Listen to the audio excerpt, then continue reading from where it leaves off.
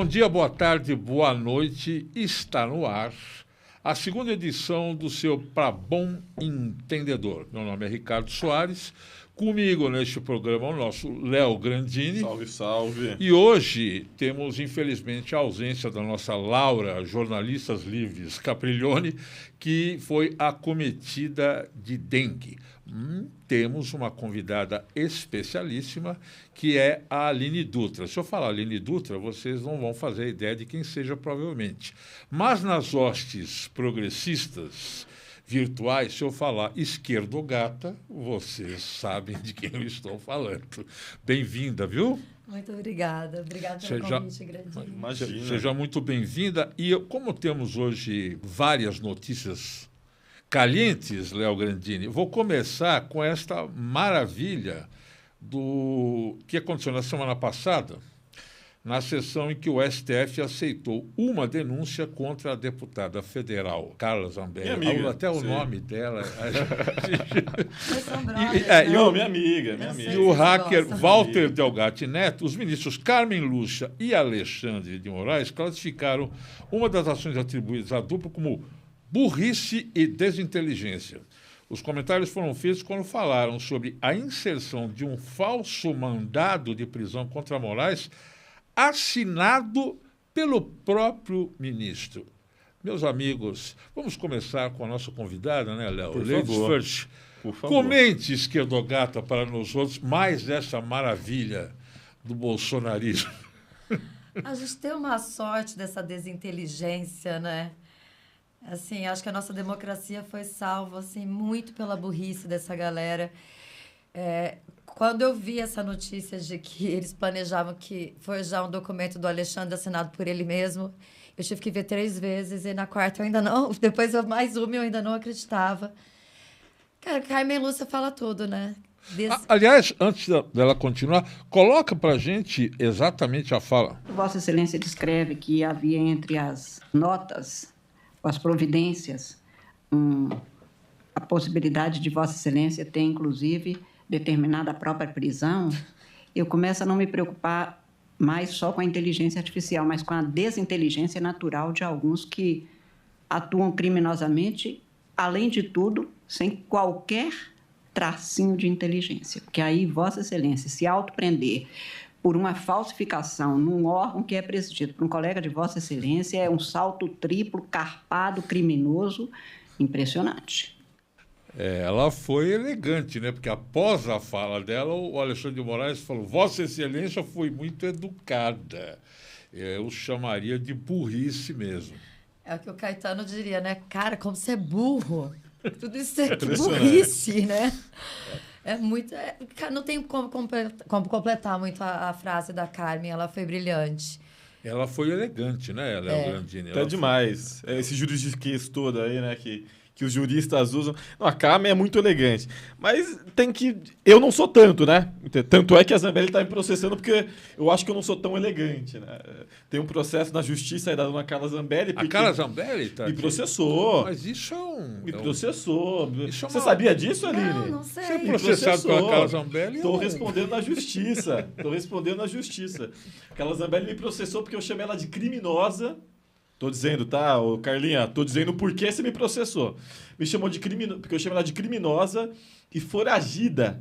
Quando ela inventou aquela pataquada com o neto do ditador, o Paulo Figueiredo, meu colega, ex-colega de emissora, de que eles iriam para a corte americana para dizer que o Brasil estava vivendo uma ditadura, que a eleição foi fraudada, sabe essa coisa? Sei.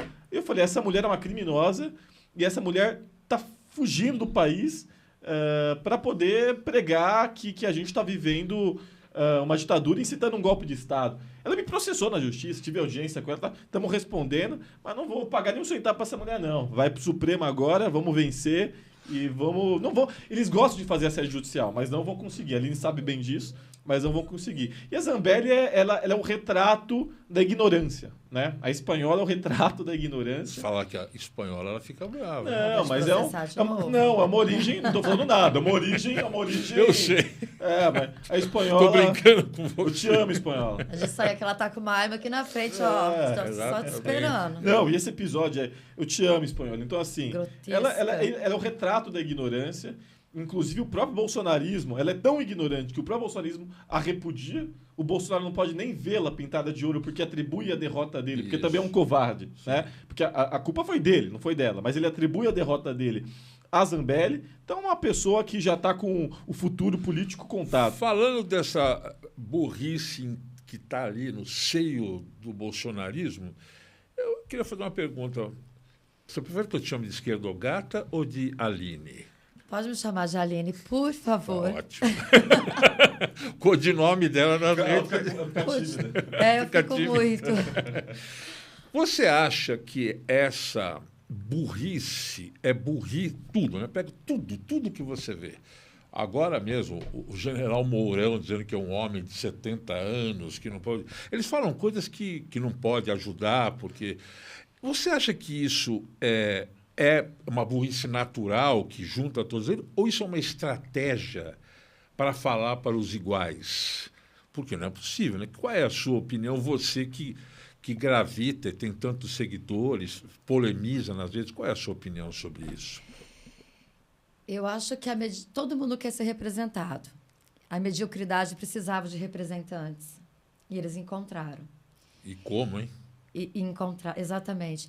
Então, eu acho que eles falam para uma população que vivia escondida, com medo, com vergonha da sua ignorância, com vergonha dos seus preconceitos.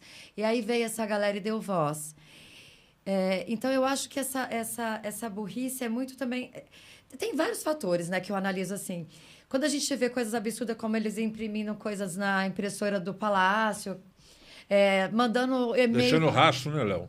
Pois não. Mandando e-mail criminoso e não limpando a lixeira, gente. Meu filho, quando ele quer esconder lição de casa de mim, ele limpa a lixeira. Então, assim, eu acho que nessa parte não é nem a burrice, era a certeza da impunidade, a certeza de um golpe, era a certeza de uma continuidade ali. Eles não passavam pela cabeça deles que eles perderiam. Agora, eu acho que esse jeito tosco de ser é para representar uma sociedade, uma boa parte da sociedade tosca que precisava também de um representante. Querem falar para os iguais, né? Eles querem falar... É isso, a mediocridade precisava ser representada e Bolsonaro surge aí, como na flauta de Hamlet, como um encantador de ratos, né? Exatamente. A semana passada, Léo, lembra que nós colocamos aqui as falas negacionistas climáticas. Então, terraplanismo, negacionismo climático, apologia à escola militar, porque formaria pessoas com... Onde é que... Você acha que... Eu acho que uma coisa que não tem limite. Esse tipo de ignorância parece que não tem limite. Você acha que tem limite?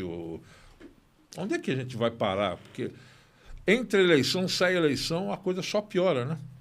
Não, acho que tem um limite. Chama-se cadeia. Tá? Chama-se processo. Assim como eles gostam de fazer assédio judicial contra a gente, é um instrumento que a gente tem que usar. Tem que processar. Tem que ir para cima. Tem que fazer. Senão eles se sentem à vontade.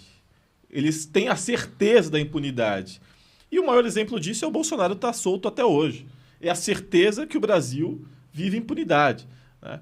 E eu acho que é muito o que a Aline disse. Essas pessoas estavam escondidas no armário, né? Até o bolsonarismo chegar. Elas estavam escondidas com esse apoio aos tucanos, um apoio tímido. Aí surgiu, realmente, quem a gente quer apoiar. Um misógino, um homofóbico, um cara preconceituoso. Pronto, explicitamente, é ele que a gente vai apoiar. E foram lá e apoiaram abertamente o cara. Vamos então tirar nossa capa de bons moços, não precisamos mais fingir que somos isso bons. Isso devia ter sido cortado na raiz. Estou repetindo aqui uma coisa clichê, inúmeras vezes repetida. Isso tinha que ser tolhido quando o Bolsonaro vai ao Congresso, declara seu voto a favor do impeachment, homenageando o brilhante Ustra. Quer dizer, qualquer lugar do mundo, esse cara sairia preso. O Brilhante Ustra é um dos piores torturadores do regime militar e o cara vai lá e é aplaudido, né? Os filhos dele usando efígie do Brilhante Ustra, quer dizer, é uma coisa que... E é um sádico, né? Porque ele falou... Porque é mais do que burrice, propaga uma barbárie, né, Léo? Não, e ele é muito sádico, porque ele falou do Ustra justamente porque o Ustra que torturou a Dilma. E era o voto pelo impeachment da Dilma, né? Eu queria que vocês um dia vissem essa imagem novamente... dele falando, em memória do... Atrás dele, o Dudu Bananinha repete, assim, ó. Como se eles tivessem ensaiado. Carlos Alberto Brilhante Ustra, o pavor de Dilma Rousseff.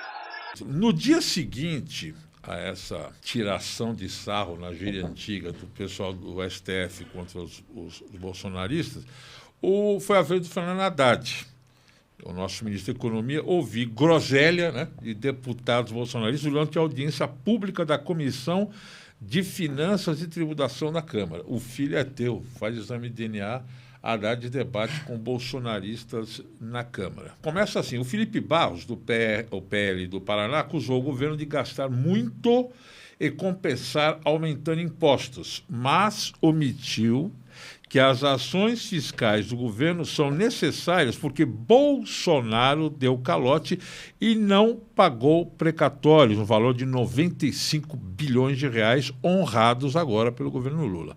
Aí o Haddad respondeu, esse déficit não é nosso. O filho é teu, faz o exame de DNA que você vai saber quem deu calote. Em outro momento, o Haddad aturou as falas... Bom, esse eu vou falar.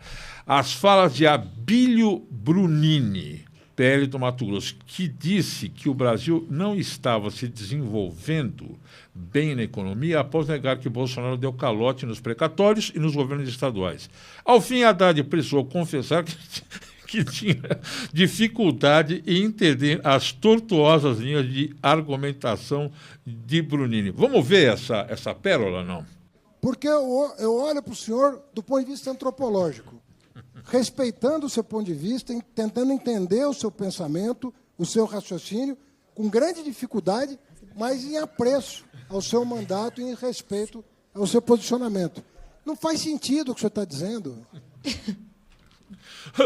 A Aline observou bem a expressão das meninas ao As fundo. meninas atrás. Não conseguiram Ela se começou conter. a pegar no celular, elas não sabiam o que fazer. Isso aí é uma coisa que, desculpe fazer uma autorreferência, eu trabalhei na eleição de 2020 em Cuiabá. Quase a prefeitura de Cuiabá foi parar nas mãos de Chatílio Brunini. Foi por muito pouco no segundo turno.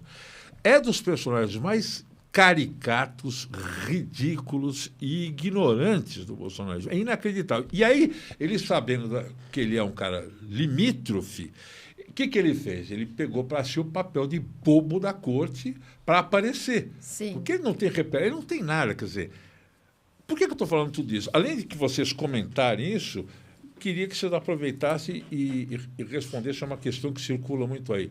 É a pior Congresso Nacional de todos os tempos?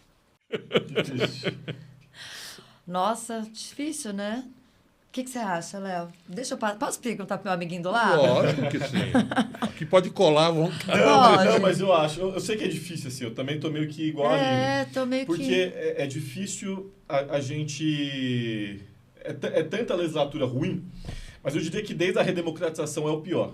Eu diria que é o pior desde a Dilma, é o pior desde o Temer, é o pior... Eu fico pensando do da Dilma. Desde o Lula. Não, eu acho que é pior. Eu acho que o Lira consegue ser pior, inclusive, que o Eduardo Cunha. Olha, páreo duro, hein, Léo? É um páreo duro, mas duríssimo. eu diria, o Lira, enfim, não vou falar muito porque ele gosta também de processar os outros, e eu não tenho o mesmo dinheiro que ele, então eu vou me conter. Mas esse Congresso Nacional é simplesmente bizarro. Assim. É bizarro. Cheio de negacionista, né? Nós colocamos aqui negacionista climático, terraplanista. É a bancada mais da bala. Agrobarbárie, vamos derrubar Essa tem tudo. razão, eu acho que é pior mesmo. Assim, só o PL conseguiu eleger 1/5 do Congresso Nacional. Né? Partido lixão, então, assim, a maior bancada da história, né, e de todos os partidos políticos. É uma coisa bizarra, é a pior legislatura, é a pior oposição que a gente poderia ter, a oposição mais preparada e também, de certa forma, facilita o nosso trabalho, né? Porque o governo Lula está lidando com idiotas, né? Então, de certa forma, facilita e muito a nossa reeleição. Mas, infelizmente, é um retrato do Brasil e uma coisa importante. Inclusive, esse ano tem eleições municipais. A galera não pode votar apenas no candidato ao executivo, no presidente, no prefeito de um partido de esquerda. Tem que votar nos proporcionais, nos vereadores, nos deputados estaduais, nos deputados federais, porque senão é a mesma coisa que nada. O presidente da República ele fica à mercê de um Congresso Nacional corrupto, né, fisiológico e não consegue governar. Vira uma rainha Elizabeth, uma rainha da Inglaterra. Sim. Né? E exemplo nós temos vários. Já está aqui. A gente tem que lembrar que recentemente o Haddad também disse para o Kim Kataguiri: feche a porta para ouvir e pare de lacrar nas redes sociais. É isso. Aquele corte do Abílio que a gente está conversando agora, quando ele pega aquele gráfico sem pé nem cabeça, ele só queria o corte. Exato. Ele só queria aquilo. Não é possível que ele não teve um assessor, um ser humano que falou para ele, não, mas isso aqui, ó, é porque... É para mitar, né? É para isso. Aí você pega aquele recorte, mas eu tenho aqui os números, e acabou, e corta. Isso que a gente está vendo que o Haddad respondeu, isso que a gente está vendo que o Haddad respondeu. Do lado de lá, corta ali. Então, eles têm muito disso. E aí, quando você fala que o Congresso burro facilita, também tem a outra parte, né? Porque eles estão aprovando muitas coisas que desestabilizam o governo, porque a grande população não quer saber, mas esse projeto de lei é do PL. Não, foi aprovado durante o governo Lula, tal coisa. A grande população, a grande massa, não sabe das competências do executivo, do legislativo, do judiciário. Não. Aliás, então, isso me preocupa muito. Eu sempre achei isso, que falta uma grande campanha feita por um time de marqueteiros de primeira, ou não, explicar para a grande maioria da população o que é o Poder Executivo, o que é o Poder Legislativo, o que é o Judiciário e quais são as limitações de cada um. As pessoas não sabem. A figura do presidente da República, muita gente acha que é como se fosse um rei, que tudo pode, deu a caneta Sim. e acabou. É incrível, né? Que não tenha, que as pessoas não consigam ainda hoje entender onde começa um e termina o outro, né? Me lembro numa época no governo Bolsonaro que teve um reajuste salarial de professores assim gigantesco, uma conquista da oposição e que ele colheu os frutos. E eu lembro de eu desesperada nas redes sociais, falando, gente, isso não tem nada a ver com o Bolsonaro, ele era contra, ele foi obrigado. Então, assim, eu acho que esse trabalho, eu me cobro muito de fazer esse trabalho, é que a gente fica apagando incêndio, né, desmentindo fake news, e eu não consigo fazer o trabalho que eu quero fazer nas redes, que é esse. Eu queria aproveitar isso, antes de passar ao próximo assunto, para você falar um pouco, eu te apresentei no começo, Sim. a Aline Dutra, a Esquerdogata. Como é que surgiu a ideia e como é que você conseguiu essa amplitude de seguidores que passa de 360 mil, né, que você tem no... Por aí, 370, eu acho que a gente está. Tá, como é que um dia você falou, não, chega, eu vou... E até esse sucesso, né, que você tem nas redes, inclusive os oposicionistas falam que você lacra também, vamos fazer uma casa aqui do outro lado, você está lacrando também. Fala um pouco, Aline, desse seu viés, né, de figura internética, vamos dizer assim, de influenciadora. Eu não gosto muito desse termo, também mas enfim. não. Enfim. Eu considero uma comunicadora popular. Sim, me conta como é que foi isso aí. Cara, eu não lembro muito, não. Eu sei que foi no meio da pandemia, no meio do desespero. Eu não vi uma luz, chegou um momento que eu não vi a luz. Eu falei, esse cara não vai comprar vacina, acabou. Falei, minha filha nunca vai beijar na boca, acabou. Pensei isso. Teve um momento ali que eu achei, acabou. E aí eu acho que eu comecei a fazer vídeos. Eu fiz do meu celular um divã, gente. Foi isso. E algum vídeo que eu fiz, eu não me lembro qual, porque a gente está falando de 2018. Não, a gente está falando de 2020, né? 2020, a pandemia é 2020. 2020. Mas algum vídeo meu caiu nas graças de alguma página média. Então, sei lá, eu tinha 500 seguidores, acordei com 5 mil. E daí foi? E daí eu fui falando, tem gente que me ouve. Eu acho que eu não estou falando tanta besteira assim, né? E aí comecei e foi. E aí tive uma página grande que foi derrubada, me lembro a data, dia 13 de junho de 2021. Era uma página que já tinha uns 100 mil seguidores. Que tinha o mesmo nome, Esquerdogata ou era outro nome? Tinha, mas eu acho que era Esquerdogata, não tinha o underline 79 Entendi. Que eu uso hoje. A página foi derrubada. E aí, poxa, saco, né? Porque chegar a 100 mil seguidores não é tão fácil assim. Recomecei do zero. Mas aí parece que veio com mais força. Porque daí acho que... E aí começou. Hoje em dia, para mim, é o meu trabalho, né? Eu era funcionária pública. Isso que eu ia perguntar. Você era funcionária pública. Você é de Ribeirão Preto? De Ribeirão Preto. Mora lá? Infelizmente. O pessoal de Ribeirão Preto, os que não são reaças vão ficar chateados. Quando a gente ganhar aqui, ela vem. Não, olha só, veja bem. Os progressistas de Ribeirão Preto têm a mesma opinião que a minha. Eu não conheço um progressista que fala assim, isso aqui é uma maravilha. Não, Ali não é tem. complicado, né? Esse título de Califórnia brasileira, de não sei o quê, é complicado, né? É complicado. Mais para o mal do que para o bem, né? Muito pro mal. Agora vamos à notícia que envolve o nosso pré-candidato à Prefeitura de São Paulo, Guilherme Boulos. Boulos participa de evento com Fernando Haddad e Marina Silva para discutir cidade do futuro e transformação ecológica. Esse evento lotou o Teatro Gazeta, ali na Avenida Paulista, na sexta-feira, e Boulos discutiu assuntos que negacionistas costumam fingir que não existem, como os efeitos do aquecimento global e a necessidade de se adotar uma agenda ambiental com planejamento a longo prazo, em vez das obras superfaturadas, sem licitação e mal feitas que marcam a gestão do amigo da onça, Ricardo Nunes. No debate, Boulos falou da necessidade que São Paulo se torne uma cidade mais resiliente às mudanças climáticas, com o aumento da frota de ônibus elétricos, ampliação da reciclagem e compostagem e implementação de mais parques, especialmente na periferia. Também destacou que São Paulo não pode ficar nas mãos de um negacionista e de tudo que representa o atraso e o bolsonarismo. Olha aí o trio feliz. Seremos felizes com essas ideias colocadas em prática, Léo Grandini? Eu espero que sim. Estamos trabalhando para isso, né? Boulos, ele vem desempenhando um papel importante, e a população reconhece isso. Tanto que é o pré-candidato a prefeito que está em primeiro lugar aqui na disputa, mesmo com um prefeito péssimo, com uma péssima oratória, com o maior caixa. Eu adoro quando ele fala com essa ênfase. Eu gosto. Eu gosto desse. Com o maior orçamento da história de São Paulo, né? O terceiro maior orçamento do país, depois da União e do Estado.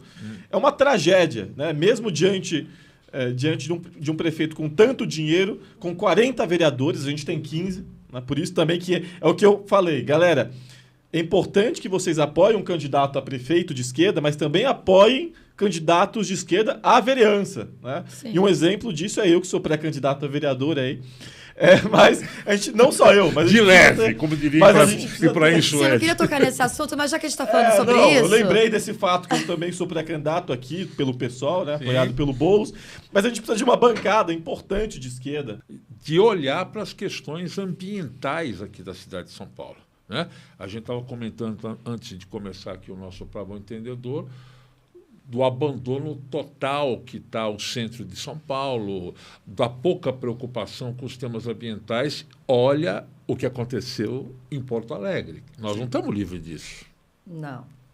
Não estamos livres disso. Você não acha que já passou da hora, Aline, de cidades, incluindo a sua, né? Cidades grandes se preocuparem, por exemplo, Ribeirão Preto, se eu estiver errado, você me corrija. Várias vezes eu cheguei em Ribeirão Preto, na estrada, a cidade parece que está submersa numa nuvem de fumaça. Sim. E aquilo tem consequências drásticas na saúde de asmáticos, gente com bronquite, criança. Quer dizer, quando eu falo ambiental, é isso, né? Desde o ar que se respira, a água que se bebe. Você não acha que já passou da hora de realmente se levar a sério isso diante de tudo que está acontecendo? Porque assim, o problema desses últimos anos é que ao invés da gente avançar, a gente andou para trás, né? Se fosse falar que a gente estacionou 4 anos na questão ambiental, seria lindo. A gente não estacionou 4 anos, a gente regrediu. Exato. 50 anos. É como se a gente nunca tivesse ouvido falar de efeito estufa. Tem gente que... Eu me lembro da Eco 92, né? Você é muito novinho, você não lembra de nada. Eu me lembro da Eco 92. Não veio falar que você lembra não, Grandini? Não, 30 anos se passaram. Você se lembra disso? Lembro, lógico. Foi quando parece que o mundo se tocou disso. Então, essas pessoas que hoje são esses negacionistas, eles estavam lá. Eles estudaram comigo. A gente começou a entender. Quer dizer, se há 30 anos atrás nós estávamos preocupados com o planeta, como que agora? Não, e não foi feito nada, né? É muita bola d'óleo, muito encontro climático. Então, isso que eu estou te contando. O pior de tudo não é que não estão fazendo nada. Estão tentando destruir o que foi feito. o pouco que foi avançado, essa galera está tentando destruir. Então, assim, eu fico muito preocupada com as pautas climáticas, muito mesmo. A mais completa tradução disso, né, Léo, o que aconteceu em Porto Alegre, a gente falou no outro programa que se a Manuela Dávila tivesse sido eleita, ela não teria impedido o que aconteceu. Mas talvez as proporções fossem menores, porque o tal do Sebastião Melo e o Eduardo Leite não fizeram nada, né? Não, uma tragédia. Inclusive, eu fiz uma denúncia ao Ministério Público do Rio Grande do Sul contra o Eduardo Leite, né?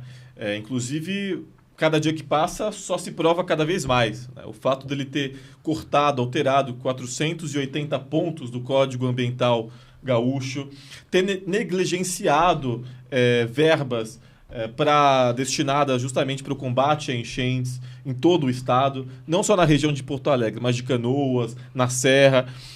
E foi omisso em relação a isso, não direcionou emendas milionárias de parlamentares de esquerda que poderiam ter ajudado e muito a evitar, ou pelo menos diminuir o que aconteceu. Então ele tem que responder por isso. E ainda pior que ele é o prefeito de Porto Alegre, o Sebastião Melo, que disputou contra a Manuela Dávila e já está respondendo por isso.